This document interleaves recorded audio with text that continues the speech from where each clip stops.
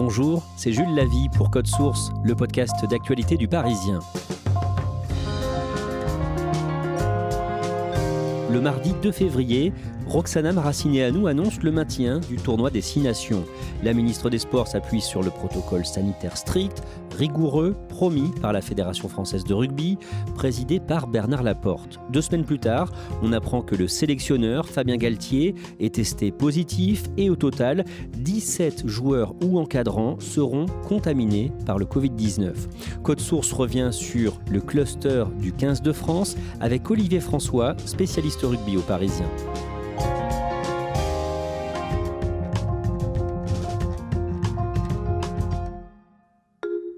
Olivier François, vous êtes journaliste au service des sports du Parisien et vous suivez notamment l'actualité du rugby.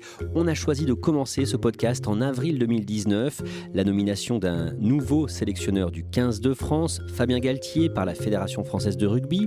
D'un mot, qui est-il ? Fabien Galtier, c'est d'abord un très bon joueur qui aura un parcours un petit peu en dents de scie avec le 15 de France, mais il finira capitaine de ce 15 de France avant de passer entraîneur. Et là, il commence une carrière d'entraîneur au Stade Français, le club où il a fini comme joueur. Et ensuite, il fait 4 saisons au Stade Français. Et il rejoindra ensuite Montpellier, puis le club de Toulon, avant de prendre les rênes du 15 de France. Il est comment en tant qu'entraîneur ? Il est salué unanimement comme un très très grand technicien. En revanche, il a une difficulté dans l'approche humaine, on va dire. En fait, lui, il ne s'attache pas au rapport humain. Donc les joueurs se sentent vite inconsidérés. Et souvent, ils en gardent une amertume parce que les joueurs, ils ont besoin de la confiance de leur entraîneur, ils ont besoin de la reconnaissance. Et ça, c'est quelque chose qu'ils n'arrivent pas à leur apporter. Et il y a eu des prises de bec assez mémorables avec certains joueurs qui, eux, se sont un petit peu rebellés. C'est quelqu'un qui n'arrive pas à être apprécié des joueurs et il a très peu de défenseurs, en fait, sur ce plan-là.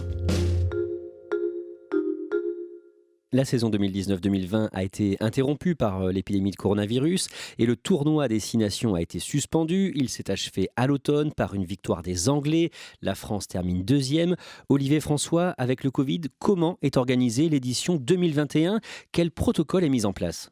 Alors, c'était déjà un protocole sérieux, mais là, il est renforcé, c'est-à-dire que les joueurs étaient testés 2 fois par semaine. Là, ils le sont tous les 2 jours. La bulle autour d'eux est aussi renforcée. Normalement, personne ne peut pénétrer dans cette bulle. Les journalistes n'ont plus accès aux joueurs. Ils sont en visioconférence. Ils ne vont plus voir les joueurs. Justement, comment ça se traduit concrètement pour les joueurs ? Il faut se dire que le 15 de France a préparé son tournoi à Nice. Les joueurs étaient regroupés dans un hôtel. Ils n'avaient pas le droit d'en sortir. Ils n'en sortaient que par une navette qui les emmenait à leur lieu d'entraînement. Et voilà, ils ne voyaient personne, ils ne sortaient pas, c'était du jamais vu. Mais voilà, c'était qu'à ce prix-là qu'on leur a donné l'autorisation de jouer ce tournoi. C'est vraiment extrêmement strict. C'est très strict parce que la situation était critique, notamment en Angleterre, en Irlande. Donc, on ne voulait pas donner un privilège aux sportifs de haut niveau. Et donc, il fallait vraiment être très, très, très respectueux pour pouvoir disputer la compétition parce que c'est quand même une compétition qui multiplie les échanges, les voyages. Donc, voilà, il faut être très strict. Le 15 de France doit d'abord aller jouer contre l'Italie le 6 février, puis face à l'Irlande la semaine suivante à Dublin. Comment se passent ces 2 premières rencontres pour les Français ? En Italie, c'est une promenade. 50-10, rien à dire. Et en Irlande, match plus difficile, mais c'est normal. C'est en Irlande où les Français n'avaient pas gagné depuis 10 ans. Premier succès français en Irlande depuis 10 ans, c'est fait, 15-13, ça a été dur, ça a été éprouvant. Ils s'imposent en résistant, en sortant un bon match d'un bon niveau, donc tout va bien. C'est la victoire qui compte, c'est la victoire dans un contexte très difficile. Les Bleus qui nous ont fait vraiment plaisir. À ce moment-là, les journalistes commencent à parler de l'éventualité d'un grand chelem, un tournoi sans aucune défaite. Le dernier, c'était en 2010. Depuis, les Français ont été très très loin de le faire. L'an dernier, avec Fabien Galtier, ça s'était mieux passé. Mais là, on ne voit pas ce qui peut les en empêcher, puisque le seul match qui est le plus difficile, c'est en Angleterre. Mais les Anglais sont vraiment pas performants. Depuis leur finale de la Coupe du Monde, ils ne cessent de décliner. Là, ils ne montrent rien. Ils ont été battus contre les Écossais chez eux. C'est une équipe qui semble un peu lourde, un peu vieillissante. Et après, on ne les voit pas non plus perdre contre les Écossais et les Gallois à domicile. Donc, la route semble ouverte. Est-ce que le protocole sanitaire semble bien respecté à ce moment-là ? À ce moment-là, oui. Sur le moment, rien ne filtre, tout va bien. On a l'impression que tout se passe dans le meilleur des mondes. Olivier François, 2 jours après le match contre l'Irlande, le matin du mardi 16 février, un premier cas positif est détecté parmi l'encadrement du 15 de France. On apprend d'abord qu'un membre de l'encadrement, un préparateur physique, serait positif, mais on ne connaît pas son nom. Et on apprend aussi que Fabien Galtier serait un cas suspicieux. Et donc là, tout le monde se pose un peu des questions. Et il s'avère que Fabien Galtier est aussi finalement testé positif. Donc ce préparateur physique dont on ne connaît pas le nom et Fabien Galtier sont les 2 premiers cas de l'équipe de France. En théorie, personne n'a quitté la bulle sanitaire et donc personne n'a pu importer le Covid, c'est ça ? Alors c'est là que les choses se compliquent, parce que Fabien Galtier est testé le mardi. On a vu le lundi, la veille donc, à la cérémonie de récompense des Oscars du Journal Midi Olympique, avec son joueur phare Antoine Dupont, qui a été récompensé, et avec son capitaine Charles Olivon. Tout avait l'air d'aller bien, ils étaient sans masque. Ils avaient le droit de faire ça ou pas ? Normalement, ils devraient prendre des précautions. Donc, ils devraient au moins être masqués le plus possible. Là, on était en intérieur. C'est pas un signe de grand sérieux quand même.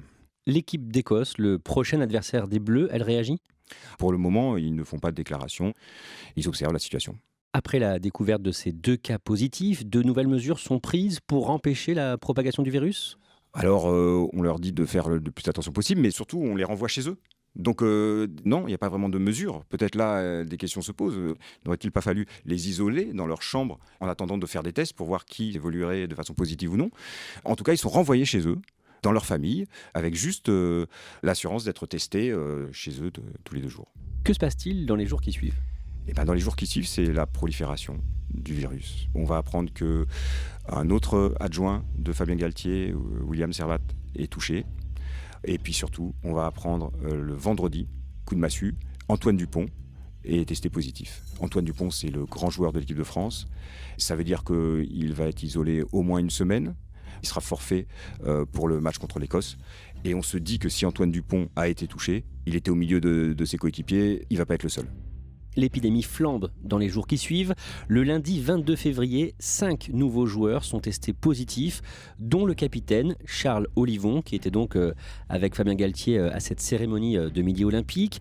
Au total, 17 joueurs ou membres de l'encadrement sont positifs. Olivier François, est-ce que Marcoussis, le centre d'entraînement, est devenu un cluster à ce moment-là ?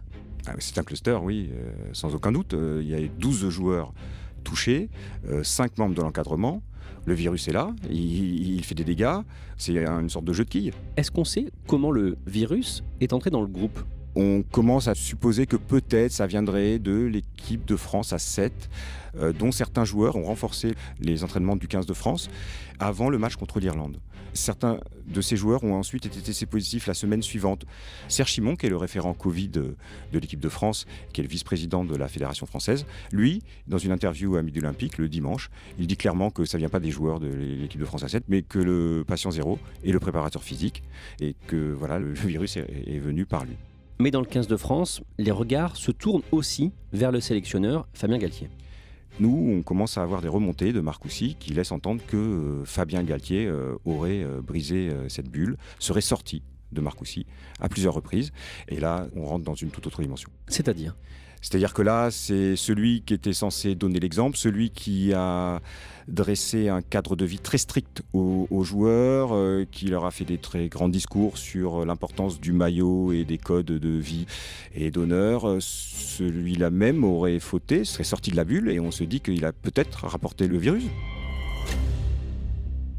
Est-ce que des joueurs expriment leur mécontentement malgré tout ? En aparté, ils ont peur pour leur famille parce qu'ils sont rentrés chez eux. Et donc certains sont assez inquiets. Et du coup, il y a une sorte de malaise qui est en train de naître, surtout qu'on sent qu'au-dessus, la fédération cherche à allumer des contre-feux, un peu bizarrement. Le président, Bernard Laporte, il prend la défense de son sélectionneur et il dit qu'à sa connaissance, il lui a demandé et qu'il n'a pas rompu le protocole. Voilà, il semble ne pas vouloir reconnaître la moindre incartade. Malgré tout ça, les entraînements reprennent le mercredi 24 février à Marcoussis. Le 15 de France doit affronter l'Écosse le dimanche qui suit au Stade de France, mais ça ne se passe pas comme prévu. Les 31 joueurs qui sont revenus le lundi à Marcoussis sont testés tous les jours à ce moment-là. Et ils ont tous été testés négatifs le lundi, le mardi. C'est là que, dans les tests qui auront lieu le mercredi soir, on va apprendre qu'un de ces joueurs-là est testé positif. Et là, tout s'effondre parce que ça veut dire que le virus est toujours là, qu'il peut faire des dégâts, et ça veut dire qu'il faut prendre des décisions. Ça ne fait qu'envenimer une situation qui est déjà bien explosive. Et le jeudi, donc, tout s'enchaîne. Le match contre l'Écosse est reporté, évidemment. Les joueurs sont isolés complètement en chambre. Avant d'être envoyés chez eux, ils repartiront le vendredi dans des taxis individuels. Donc là, tous les projecteurs sont sur cette équipe de France qui sombre dans le ridicule parce qu'elle a été emportée par son cluster. Aucune de ces mesures n'ont pu empêcher que le virus circule. Donc l'équipe de France est sous le feu des critiques. C'est la seule équipe qui est touchée comme ça.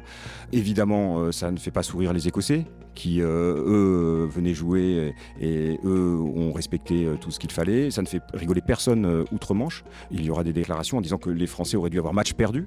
Et puis en France, c'est une très très mauvaise publicité, notamment pour les autorités qui ont validé le protocole. La ministre déléguée au sport, Roxana Maracineanu, est furieuse. Elle le fait savoir le vendredi 26 février en direct sur BFM TV. Elle demande à la Fédération française de rugby de prendre ses responsabilités. Nous, au ministère des Sports, nous avons autorisé les joueurs à voyager, à pouvoir aussi s'entraîner dans certaines conditions.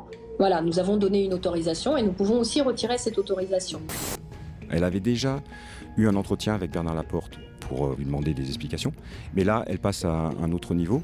Elle demande à ce qu'une enquête soit diligentée par la Fédération française. Elle veut savoir, elle veut des résultats, elle veut qu'on vienne lui montrer ce qui s'est passé. Le mardi 2 mars, la Fédération française de rugby rend son rapport au ministère. Ce rapport, il dédouane tout le monde. C'est-à-dire que le protocole a été parfaitement respecté. C'est un joueur de l'équipe de France A7 qui aurait transmis le virus alors qu'il était négatif, mais en période d'incubation. Voilà. Il a quand même été signé par deux grands professeurs, Côme et Salomon, qui font partie de la cellule médicale du 15 de France. Mais franchement, là, ça surprend tout le monde. Il n'y a pas de responsable, tout s'est bien passé, mais le virus est venu, le risque zéro n'existe pas. Tout est possible. C'est un soulagement pour Fabien Galtier et pour Bernard Laporte ? Oui, c'est un soulagement. Pour Bernard Laporte d'abord. Pour moi, personne n'a entré le protocole. Et ni Fabien Galtier. Que les choses soient claires. Je crois que personne n'a fait de faute. Il faut qu'on aille encore plus loin dans ce protocole. Et évidemment pour Fabien Galtier, parce que ça veut dire qu'il a respecté le protocole. Donc eux, c'est un énorme soulagement, oui.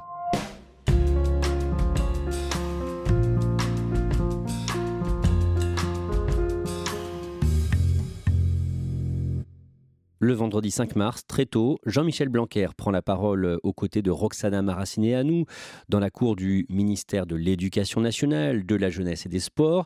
Ils ont étudié le rapport en question et ils viennent de parler avec Bernard Laporte. Que disent-ils ?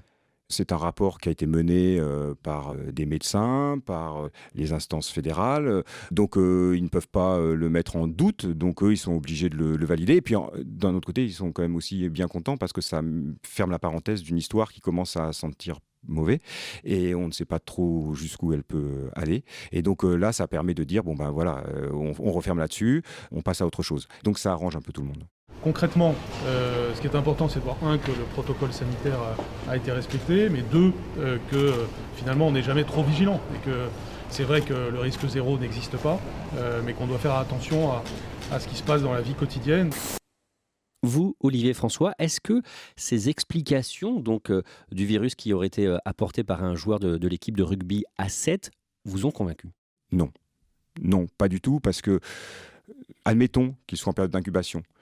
Pourquoi aurait-il contaminé d'abord Fabien Galtier, avec qui les joueurs ont très peu de contact, avant même les autres joueurs du 15 de France avec lesquels il s'entraîne ? Donc ça ne tient pas. Il aurait dû d'abord contaminer les joueurs avec lesquels il s'entraîne et ensuite, éventuellement, dans un deuxième temps, Fabien Galtier. Donc déjà, ça paraît fumeux. Après, on ne peut pas retracer le trajet exact d'un virus. C'est très compliqué. Et puis là, en plus, comme personne ne raconte exactement ce qui s'est passé, c'est encore plus compliqué. Mais globalement, ça paraît peu crédible. Olivier François, est-ce qu'on sait aujourd'hui, avec le recul, combien de fois réellement Fabien Galtier est sorti de la bulle sanitaire ? Alors, d'abord, le dimanche précédant le match contre l'Irlande, il est allé voir son fils jouer au stade Jean-Bouin. Donc, il est sorti de Marcoussis. Ça, c'est une première chose. Et puis, il y a des choses que l'on sait et que les joueurs ont racontées, qu'il serait sorti à une ou deux autres reprises un soir de Marcoussis. Ça, c'est ce qui se sait, c'est ce qui se dit de Marcoussis, les échos que l'on a de Marcoussis. Donc, on sait que Fabien Galtier est sorti de la bulle. Donc, si je comprends bien, ça veut dire au moins 2 ou 3 sorties de la bulle sanitaire pour le sélectionneur. Voilà. Donc, ça ne veut pas dire que c'est lui qui a rapporté le virus, puisque ça on ne saura jamais, qui sait, mais ça veut dire que la bulle a été percée à ces moments-là et qu'elle n'aurait pas dû l'être. À l'approche du match en Angleterre, le samedi 13 mars, l'entraînement reprend pour les Français le lundi 8 mars à Marcoussis. C'est là que le sélectionneur Fabien Galtier retrouve ses joueurs ? Oui, il les retrouve parce que ces joueurs, ils ont été isolés toute la semaine précédente. Certains parce qu'ils étaient positifs, et puis d'autres parce qu'ils étaient cas contact. Certains ont quand même pu jouer le week-end avec leur club, mais tout le monde se retrouve donc le dimanche soir à Marcoussis, et Fabien Galtier les retrouve le lundi pour les premiers entraînements, c'est des entraînements de récupération. Qu'est-ce qu'il leur dit ? Et bien justement, il leur dit pas grand-chose. Il s'attarde absolument pas sur tout ce qui s'est passé, il ne parle pas de ça. Pas de mea culpa. Non, il part très vite sur l'Angleterre, sur tout ce qui doit se passer, sur du sportif. Très peu de choses sont dites sur l'épisode Covid. Comment le vivent les joueurs ? Les joueurs, ils sont un peu surpris quand même parce que... Alors on a besoin d'évacuer ce passage, mais on a besoin aussi d'en parler un petit peu parce que c'est quand même pas anodin. Ils ont été un peu brinque-ballés, un coup à Marcoussis, un coup chez eux. Donc c'est quand même pas simple pour eux. Le lendemain, 4 d'entre eux répondent aux journalistes par visioconférence, mais ils ne disent rien. Non, là on sent que le groupe est hermétique, c'est-à-dire qu'il s'est ressoudé et là il livre rien à tel point que c'est même un championnat du monde de langue de bois, c'est incroyable, on s'est retrouvés avec des sourires comme avant, voilà. Vraiment c'est d'une banalité même plus qu'affligeante quoi, leurs propos. Mais bon, ils défendent leur groupe aussi, c'est-à-dire qu'ils ne veulent pas dire quoi que ce soit dans la presse, ils ne veulent pas se retrouver sous le feu des critiques. Le jeudi 11 mars, Fabien Galtier répond à son tour à des journalistes en visioconférence. Qu'est-ce qu'il dit ? Tout simplement, il leur dit qu'il n'a rien à se reprocher, que le protocole a été respecté. Je répète, tous nos agissements étaient dans le respect du protocole sanitaire. Ils le sont toujours. Le protocole sanitaire nous protège, mais le risque zéro n'existe pas. Il botte en touche lui aussi, il se dédouane complètement, pas de mea culpa, tout va bien. Maintenant on est parti sur le match contre l'Angleterre. Cette histoire, elle aurait pu arriver à n'importe qui, voilà. On balaye ça sous le tapis. Ce match contre l'Angleterre à Twickenham le samedi 13 mars, comment il se passe pour les Français ?